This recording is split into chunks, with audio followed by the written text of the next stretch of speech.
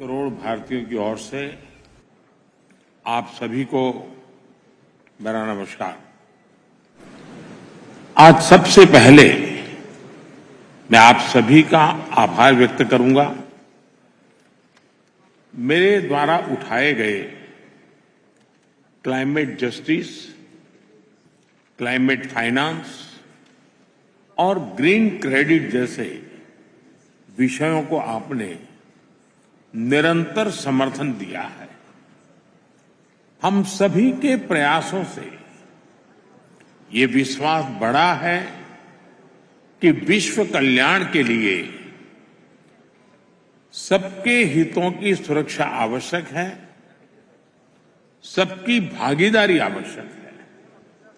Friends, आज भारत ने ecology और इकोनॉमी के उत्तम संतुलन का उदाहरण विश्व के सामने रखा है।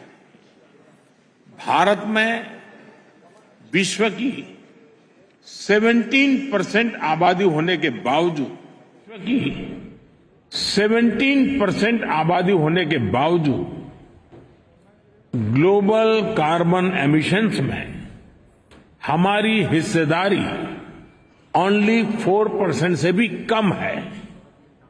भारत विश्व की उन कुछ इकोनॉमीज में से एक है जो एनडीसी टारगेट्स को पूरा करने की राह पर है। एमिशंस इंटेंसिटी संबंधी टारगेट्स को हमने 11 साल पहले ही हासिल कर लिया है।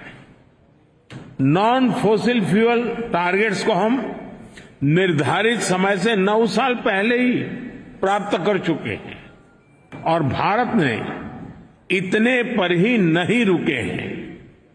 हमारा लक्ष्य 2030 तक एमिशंस इंटेंसिफाई को 45% घटाना है। हमने तय किया है कि नॉन फॉसिल फ्यूल का शेयर हम बढ़ाकर 50% करेंगे और हम 2070 तक नेट जीरो के लक्ष्य की तरफ भी बढ़ते रहेंगे। फ्रेंड्स, भारत ने अपनी G20 प्रेसिडेंसी में one earth, one family, one future की भावना के साथ क्लाइमेट के विषय को निरंतर महत्व दिया है।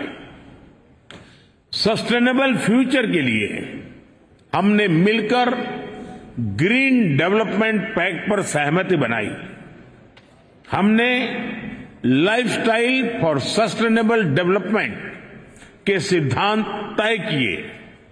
हमने वैश्विक स्तर पर रिन्यूएबल एनर्जी को 3 गुना करने की प्रतिबद्धता जताई। भारत ने ऑल्टरनेट फ्यूल्स के लिए हाइड्रोजन के क्षेत्र को बढ़ावा दिया और ग्लोबल बायोफ्यूल्स अलायंस भी लॉन्च किया।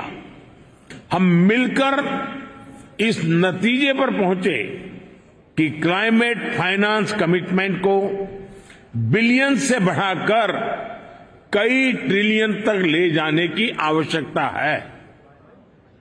साथियों, ग्लासगो में भारत ने आइलैंड स्टेट्स के लिए इंफ्रास्ट्रक्चर रेजिलिएंट इनिशिएटिव की शुरुआत की थी। भारत 13 देशों में इससे जुड़े प्रोजेक्ट्स तेजी से आगे बढ़ा रहा है। ग्लासगो में ही मैंने mission life style for environment का विजन आपके सामने रखा था। इंटरनेशनल एनर्जी एजेंसी की स्टडी कहती है कि इस अप्रोच से हम 2030 तक प्रति वर्ष 2 बिलियन टन कार्बन एमिशन कम कर सकते हैं। आज मैं इस फोरम से एक और प्रो प्लैनेट, प्रोएक्टिव और पॉजिटिव इनिशिएटिव का आह्वान कर रहा हूं। यह है ग्रीन क्रेडिट इनिशिएटिव। यह कार्बन क्रेडिट की कॉमर्शियल मानसिकता से आगे बढ़कर जन भागीदारी से कार्बन सिंक बनाने का अभियान है। मैं उम्मीद करता हूं कि आप सब इससे जरूर जुड़ेंगे। साथियों, पिछली शताब्दी की गलतियों को सुधारने के लिए हमारे पास बहुत ज्यादा समय नहीं है। मानव जाति के एक छोटे हिस्से ने प्रकृति का अंधाधुंध दोहन किया, लेकिन इसकी कीमत पूरी मानवता को चुकानी पड़ रही है। विशेषकर ग्लोबल साउथ के निवासियों को सिर्फ मेरा भला हो, ये सोच दुनिया को एक अंधेरे की तरफ ले जाएगी। इस हॉल में बैठा प्रत्येक व्यक्ति, प्रत्येक राष्ट्राध्यक्ष बहुत बड़ी जिम्मेदारी के साथ यहां आया है। हम में से सभी को अपने दायित्व निभाने ही होंगे। पूरी दुनिया आज हमें देख रही है। इस धरती का भविष्य हमें देख रहा है। हमें सफल होना ही होगा। We have to be decisive. हमें संकल्प लेना होगा कि हर देश अपने लिए जो क्लाइमेट टारगेट तय कर रहा है, जो कमिटमेंट कर रहा है, वो पूरा कर कर ही दिखाएगा। We have to work in unity. हमें संकल्प लेना होगा कि हम मिलकर काम करेंगे, एक दूसरे का सहयोग करेंगे, साथ देंगे। हमें ग्लोबल कार्बन बजट में सभी विकासशील देशों को उचित शेयर देना होगा। We have to be more balance. हमें यह संकल्प लेना होगा कि adoption, mitigation, climate finance, technology, loss and damage, इन सब पर संतुलन बनाते हुए आगे बढ़ें। We have to be ambitious. हमें संकल्प लेना होगा कि एनर्जी ट्रांजिशन जस्ट हो, इंक्लूसिव हो, इक्विटेबल हो। We have to be innovative. हमें यह संकल्प लेना होगा कि इनोवेटिव टेक्नोलॉजी का लगातार विकास करें। अपने स्वार्थ से ऊपर उठकर दूसरे देशों को टेक्नोलॉजी ट्रांसफर करें। क्लीन एनर्जी सप्लाई चेन को सशक्त करें। Friend, Bharat UN framework for climate change process के प्रति प्रतिबद्ध है। इसलिए आज मैं इस मंच से 2028 में COP 2028 में COP 33 समिट को भारत में होस्ट करने का प्रस्ताव भी रखता हूं। मुझे आशा है कि आने वाले 12 दिनों में ग्लोबल स्टॉक टेक की समीक्षा से हमें सुरक्षित और उज्जवल भविष्य का रास्ता मिलेगा। कल लॉस एंड डैमेज फंड को ऑपरेशनलाइज करने का जो निर्णय लिया गया है, उससे हम सभी की उम्मीद और बड़ी है।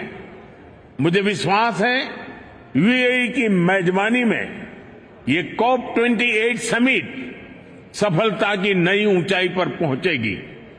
मैं मेरे brother his highness Sheikh Mohammed bin Zayed और संयुक्त राष्ट्र संघ के secretary general his excellency Guterres को मुझे ये विशेष सम्मान देने के लिए विशेष रूप से आभार व्यक्त करता हूं। आप सभी का बहुत बहुत धन्यवाद।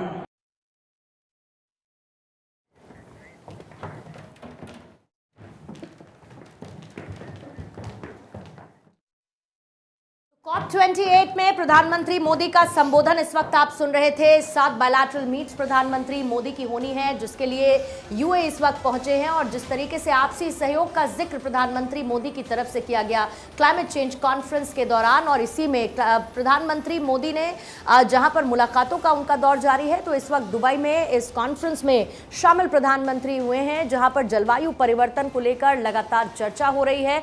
और जलवायु परिवर्तन के विषयों को लेकर गंभीरता से, प्रमुखता से प्रधानमंत्री मोदी इसको पहले भी उठाते रहे हैं। और ये खास मौका है जब पूरे विश्व भर को जलवायु परिवर्तन और उससे आने वाली चुनौतियों से एक साथ मिलकर कैसे पार पाना है, इसका जिक्र प्रधानमंत्री मोदी इस वक्त करते हुए नजर आए। बायलैटरल मीट्स और मुलाकातों का सिलसिला प्रधानमंत्री का COP28 में लगातार जारी है।